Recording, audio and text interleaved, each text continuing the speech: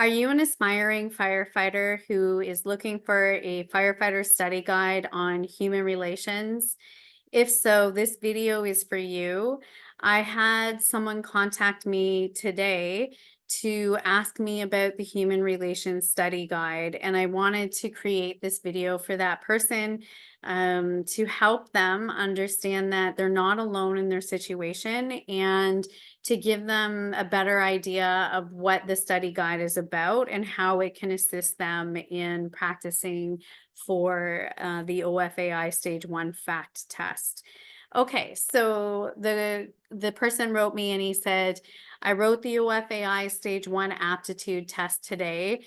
I really struggled on the character part. All those questions when they ask what is the best thing to do and what is the worst, they say there are no trick questions, but I found them extremely tricky. So in this case, again, I want you to understand that you're not alone. A lot of people struggle on this part of the test, and it's unfortunate because the personal characteristic component of the FACT test is worth 55% of the mark. So if you don't do well in this section, you could absolutely fail that test. So that's why we're going to spend some time today trying to help you understand where you're going wrong and how I can help you. I forgot to mention, I'm Luann and I own Smart Tutoring. I am a firefighter aptitude test preparation tutor, and I also wrote the firefighter study guide that we're going to talk about. Okay, so there are no tricks to answering the personality questions or the human relations questions. I do teach a three-step approach to answering human relations questions. You can go back to the human relations playlist on the YouTube channel and watch the videos to get a better idea of that three-step approach. I would also recommend booking online tutoring with me because this is a quick fix. Usually it's 1 or 2 sessions and you get enough information to work through the human relations section and the personal characteristic component. So online tutoring or obviously the study guide is going to be very helpful for you. Um, Another tip I have is you need to get to understand the firefighter personality itself. And that's going to touch on the next part of your question here. So it says, for stage 1, it says personal characteristics are to include interpersonal skills, teamwork, commitment, honesty, integrity, and emotional stability. Those components are parts of the firefighter personality. And what the test is assessing you on is whether or not you are demonstrating those components through your answers. So they're not going to specifically ask you a question about interpersonal skills, but they want you to demonstrate your interpersonal skills by selecting the most appropriate answer that's in line with interpersonal skills. So my tip again would be to get a better understanding of the firefighter personality so you have a better understanding of answering those types of questions.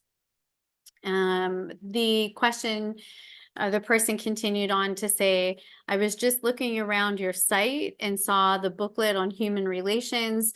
Does that book prep for the character part of stage 1?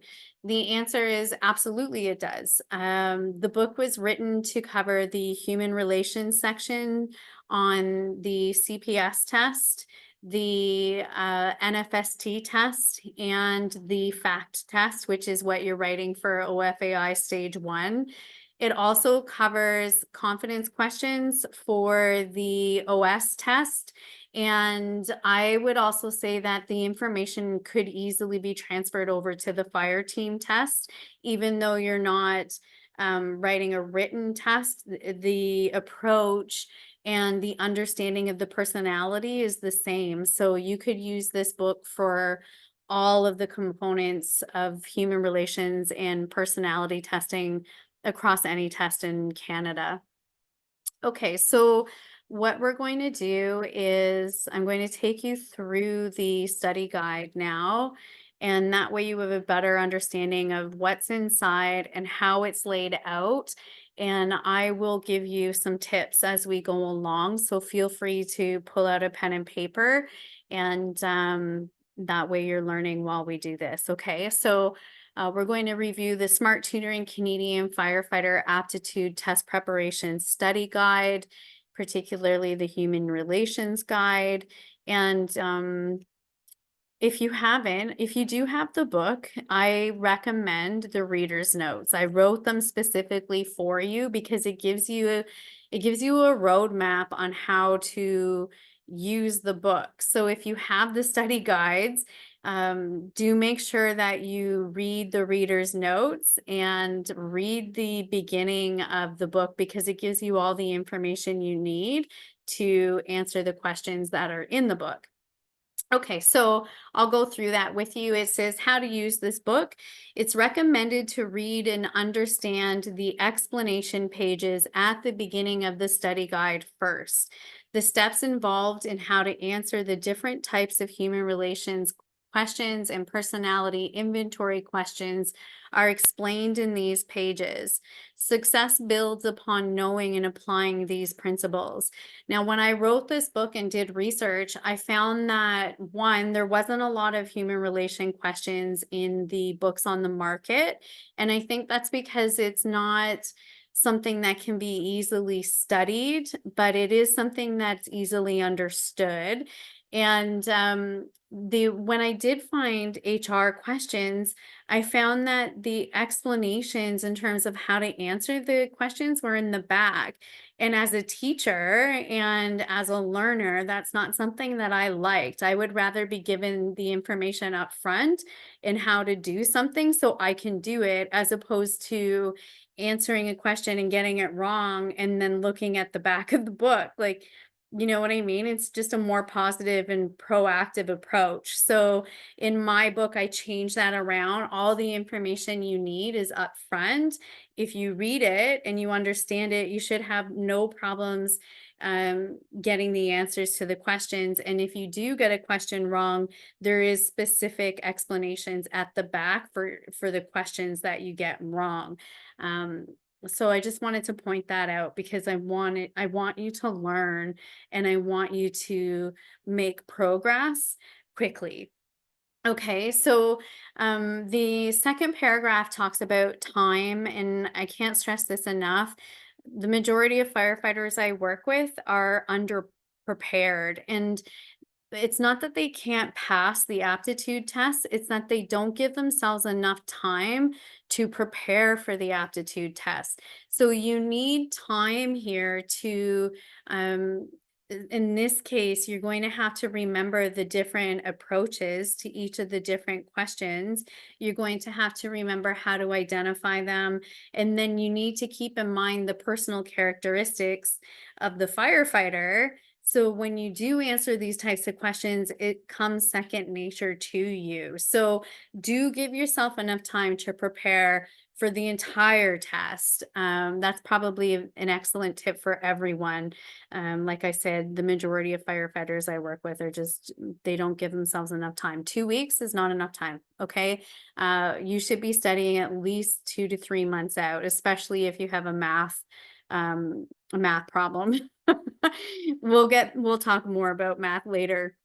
Let's jump back into this book. It says, be sure to give yourself enough time to practice the steps required to answer the questions before taking your next test. Once completed, you will have demonstrated the process and strategies used to answer most HR and personality inventory questions on Canadian firefighter tests. So this is a comprehensive guide. Once you've understood it, you should have no issues moving forward. Now, there is a note or a caveat here. This text is to be used as a guide. HR and personality inventory questions do not have cookie cutter answers.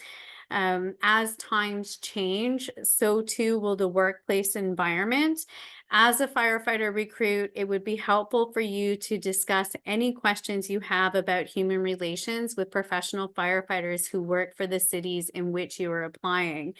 Most departments will have their own code of conduct, so be sure to understand it. And I think that's good advice to give to any aspiring firefighter, to just go into your local fire hall and start talking to them, not specifically about how to answer questions, but more about how they work within their chain of command and what is the purpose of the human relations department. I think it's important for you to understand that you are working for a city and you represent the city when you're working for the city. So they want you to be able to represent them well. And if you don't have that personality, they're trying to weed you out so you're not a problem if they hire you. Okay, so make sure that you do your research in terms of understanding what it's like to work under a chain of command, what it's like to communicate within a chain of command, and what the human relations department function is. Okay. Just give them a call, ask if you can come in, bring some donuts and have your questions ready. Okay. And that way it just gives you a better idea of how to fit into that culture, which is essentially what they're testing you for anyway. Okay, moving on to the next paragraph. In my research, I found the most important aspect in answering human relations questions was to read the question stem and answer options carefully and with focus. That's bolded because it's very important. You have to read the question stem and answer options carefully and with focus. A single word could dictate how to answer a question. And you also need to consider the answer options.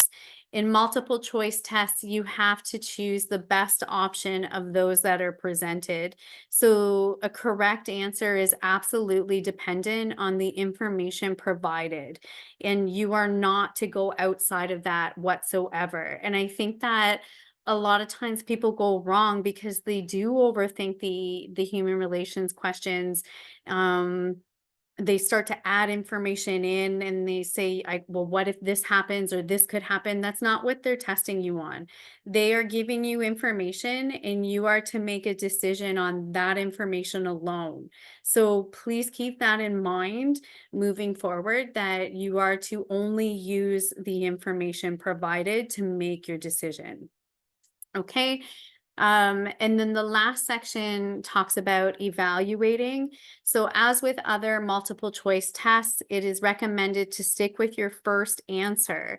Do not change your answers and go with your gut.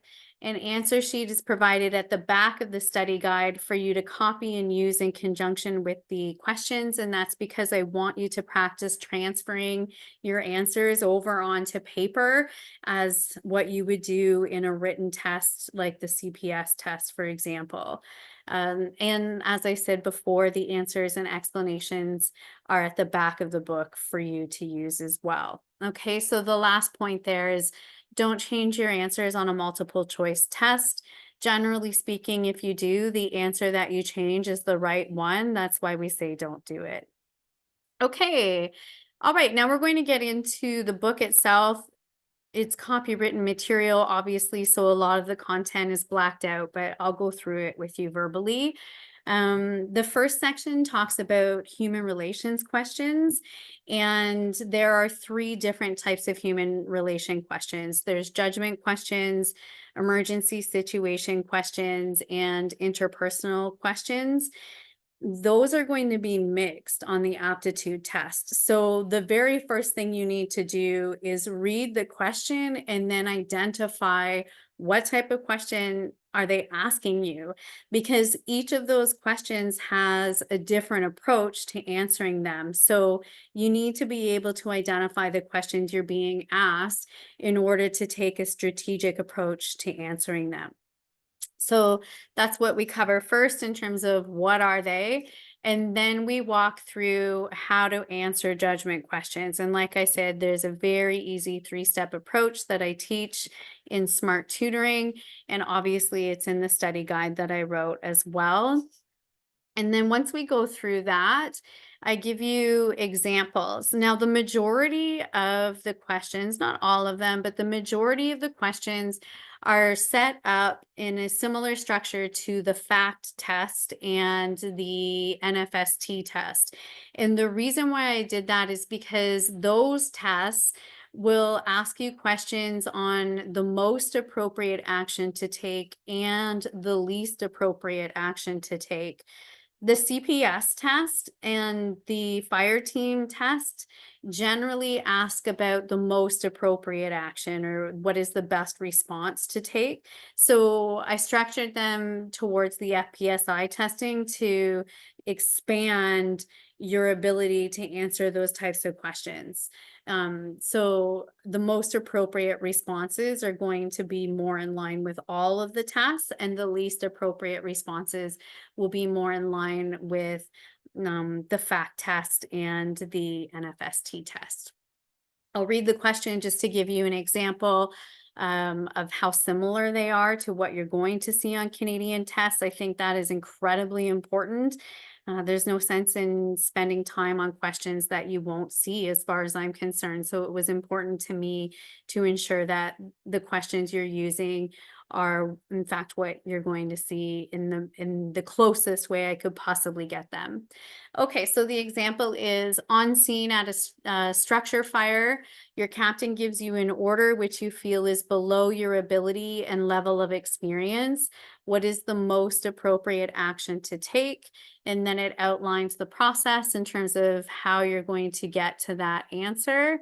And then it gives you the same question and asks you what is the least appropriate action to take.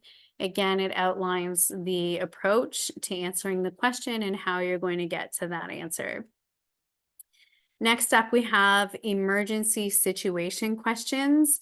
We talk about how to identify them in terms of what are they, and then we get into how to answering those types of questions. It's a different approach. So we teach you how to do that. And then again, I give some examples on how you're going to apply that three-step approach. So the example is at the scene of a motorcycle accident, you assess a man for injuries. The man seems to be suffering from a serious head wound. What is the most appropriate action to take? And then the second example is what is the least appropriate action to take? And it outlines the approach in terms of how to answer that question. Next up, we have interpersonal or work relation questions. If you do online tutoring, I do expand on this. So there is an advantage to online tutoring. The book is sufficient. I just like to break it down a little bit more and help you out a little bit further. So you might want to take advantage of an online tutoring session with me. And again, you can find me at smarttutoring.ca if that's the case. So we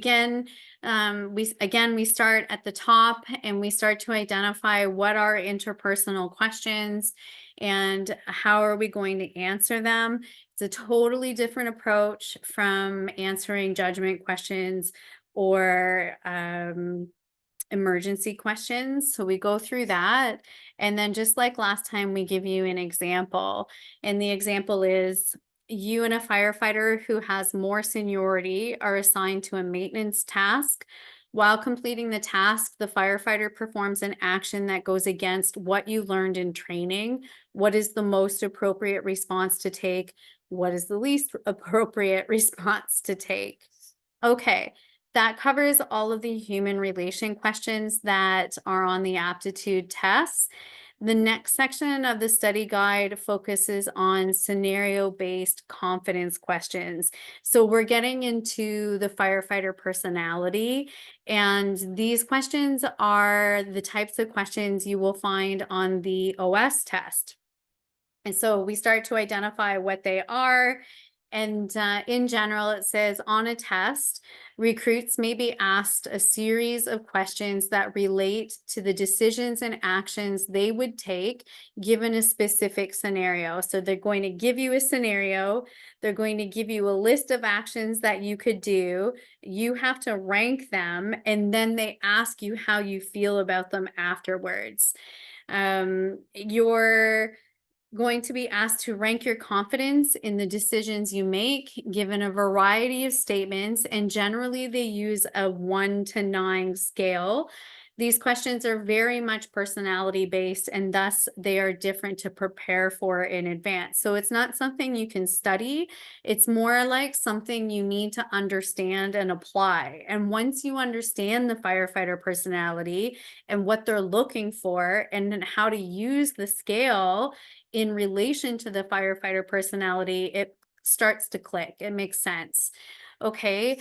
The next part of the book gets into how to answer scenario-based confidence questions. Lots of information, as you can see, as half the page is blacked out. And then now we're getting into personality testing, specifically the personal characteristics of a firefighter. So we talk about what it is. Again, it's important for me to help you understand how to identify these questions and why you're being asked them before we get into answering them, because it just starts to make more sense for you that way. Firefighter personality tests assess the personal characteristics of firefighter recruits to identify whether they intuitively feel the need to assist people and thus make a good fit with a team of professional firefighters. This personality type is called the firefighter personality.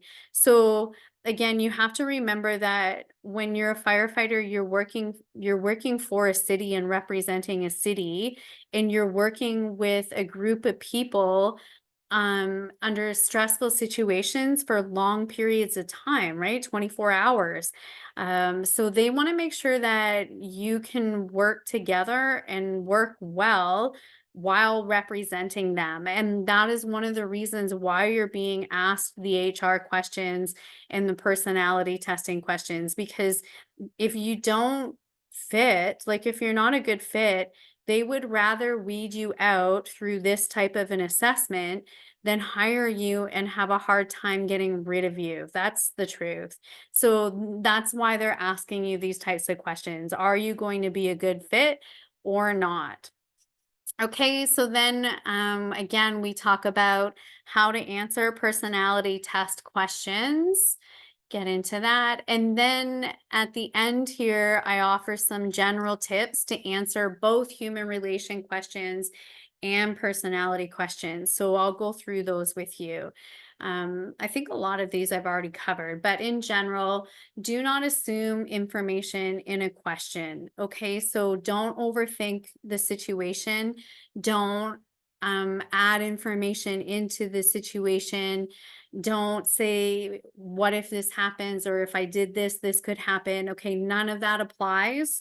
Remember, you can only use the information that is given to you and decide on that. Okay. Next up, establish your priorities to assist you in the decision-making process. That's part of the 3-step approach that I teach in Smart Tutoring. It's in the book. I do it in the tutoring sessions. If you don't know anything about your priorities, contact me or obviously purchase the study guide so you have a better clue of how to answer these questions. And then the last bit here is, unless instructed otherwise, consider the answers from the point of view of an on-duty firefighter, not a civilian. In most cases, they're putting you in scenarios where you're responding to a call as a firefighter. So you have to act as a firefighter, and that's in line with knowing you are representing the city you potentially work for. Okay, so general tips, and now we get into the practice questions. So like I said, there's a lot of information up front in the study guide to help you better understand how to answer the questions. And if you have the study guide, make sure you go back and you read the front so that you can improve your scores once you get into the test questions. So there are 5 practice test questions. 5 practice tests that each have 20 questions in them, which gives you a total of 100 human relation questions, just to start. Okay, so I'm just going to give you an example of the questions again, because I think it's important that you see how close these questions are to what you will be seeing and what you have seen in Canadian firefighter aptitude tests. So it says, while on duty, a crew member reports that he is not confident in his work. What is the most appropriate action to take? And then it gives you your multiple choice answers. So that's test one, 20 multiple choice questions in test one. And they are again set up for the majority and most and least appropriate. Some are not, some are statement based, like what you would see on the CPS test, but for the majority, they are most and least appropriate questions. Practice test two, again, you have 20 multiple choice questions. The question sample here is, what benefit does a fire department receive from communicating with an upset citizen? So this is more of the CPS structure, where you have a statement as opposed to most appropriate, least appropriate. Next up, test three. Again, you have 20 multiple choice test questions, and the sample is, when working with two people who do not get along, the most appropriate action to take is to, and then you pick your answer. Moving forward into test four, again, you have 20 multiple choice test questions in practice test four. And the sample is, when working with two people who do not get along, the least appropriate action to take is to blank, right? Fill in the blank.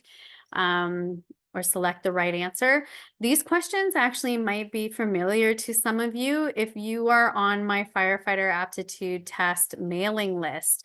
So every Monday, I send the people on the firefighter mailing list 5 practice questions, and they range from every aptitude section, like math, mechanical, human relations, writing, mapping, all of them. I send all of them. So if you are not on the firefighter career test prep mailing list, I do recommend that you join. It's absolutely free. Every week you get 5 practice test questions from me that are like this, because I draw from my own material. And you can work through everything you learn in tutoring, everything you learn in the study guides, everything you learn on the YouTube videos with those questions. So to join the firefighter mailing list, you just have to go to smarttutoring.ca, and on the right hand side, scroll down to where it says join our mailing list. Click the fire career test prep mailing list and you're in. Okay, and then like I said, every Monday you will get free practice test questions from me that are very similar to what we're going through right now. Okay, last test for the human relations section is test number 5. It says, while on shift, you answer the telephone. The person on the other line asks to speak to a crew member who is unavailable. What is the most appropriate action to take? Okay, so then you get 20 multiple choice questions again, and for a total of 100 human relation questions. Next, we get into the OS test confidence-based questions. So I'm going to give you an example of what that looks like, and then I'll take you through it. As I said before, they're going to give you a scenario. So the scenario is, you are attending a friend's New Year's Eve party. There is loud music playing in the background, and a strobe light flashes around the room. Most of the guests are drinking, including your date. However, you are a designated driver for the night and you have not consumed any alcohol. As you and your date talk with friends in your immediate vicinity, you both notice a young female fall to the floor in uncontrollable convulsions. You and several others rush to the woman's side. You see that she is wearing a medical alert bracelet. It indicates that the woman has epilepsy. You suspect that she is having a seizure due to her condition in the environment that surrounds her. So that's your scenario.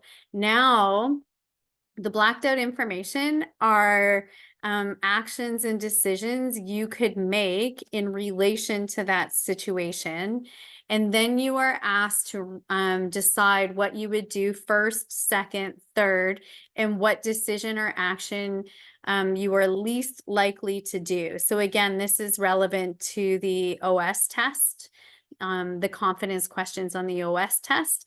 And then, based on that scenario and the actions and decisions you would take, you're then given statements that you have to rank on a 1 to 9 scale. So, for example, the sample statement is, I find myself feeling nervous. So, based on everything you wrote above, how are you going to rank yourself in terms of strongly disagreeing and strongly agreeing with that type of statement? There is, I don't know how many statements, 1, 2, 3, 4, 5, 6, 7, 8, 9, 10, 11, 12, 12 statements, I think, on just that section alone. Okay. And then this is the cool part. I give you an activity that helps you understand how those questions are being marked because it's entirely subjective, but there has to be an objective way to mark it because it's a test. So I walk you through that so you can see how you're being marked. So you can think about how you're going to answer those types of questions. And that's what this activity does for you in this section of the book. Okay, now we're into the second test of the confidence section for the OS test. Again, they give you a scenario. So it says, as you and the other people attending the party respond to scenario 1, you witness other events. Your inebriated date is unable to control her bodily functions. Triggered by the sight of the convulsing woman, your date vomits on the floor beside you. So then you're given confidence statements again to rate how you feel about the situation. The statement sample is, I have difficulty concentrating. Is that a strongly disagree statement or a strongly agree statement? And you would rank it on a 1 to 9 scale. So a whole bunch of other statements like that. And then again, we take you through how you would be marked on those situations. For the most part, it's really eye-opening for recruits to understand how they mark subjective scenarios, like how testing centers do it. Because once they have an idea, like for me, when I was teaching, once I figured out the objectivity behind it, it made so much more sense. So, like I said, I think it's eye-opening for recruits to have that sort of insight. Now we get into the last section, and that is starting to analyze your own personality in relation to psychological questions. So this has to do with the personality section of the fact test. So this is an activity. Obviously, it's not a test. The test question could be something like, do you prefer to go to, I prefer to go to a private beach over a water park, yes or no? All right. I wanted to explain to you why they are asking that question and really what is it that they're asking that question for. So this activity takes you through that. And then we get into the next part. So there's lots of those types of activities there. We get into the personality statements. So I give you a number of different statements, almost like the one I just said. I like working with a variety of personality types, yes or no. Okay, a whole bunch of statements just like that. As you can see, they're all blacked out. And then we do it again, personality statements. The sample for this one is, I am able to work under short time frames, yes or no. Okay, so you're going to answer them honestly, and then you can take your answers up at the end of the book. All right, so we're just coming to the end here. There is an answer sheet for the practice tests, and I like including those in the study guide because, like I said before, it's important for you to practice transferring your answers from your book onto your Scantron sheet. So this is why I do it, to give you the skills and practice you need to do that in an actual aptitude test.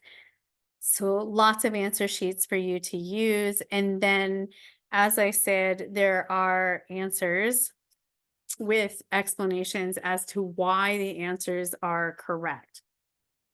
Okay, that covers the Canadian Firefighter Aptitude Test Preparation Human Relations Study Guide.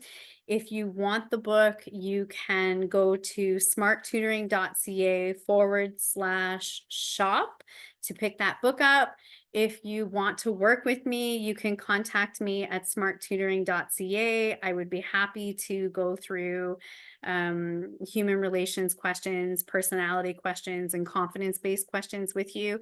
As I said, it doesn't take any more than 2 hours to iron out all of the kinks, and then that includes practice. And I always take your marks because I want to know what your scores would be in a testing situation. That way you have a better understanding of where you're going to be the next time you get into your aptitude test. If you like this video, like the video, because when you like the video, it tells me that you want more of this content. And if you are not subscribed to the YouTube channel, subscribe to the YouTube channel to get the weekly video that I produce. It will help you, and I'm happy to do it for you.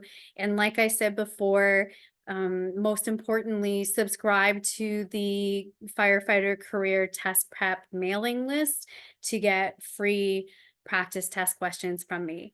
My name is Luann. I own Smart Tutoring, and thank you so much for being here today.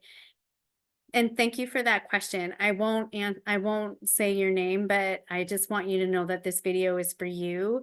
And I hope I answered all of your questions, and I appreciate you communicating with me. And I know it's not easy when you're struggling, so thank you for that. Okay, everybody, have a smart day.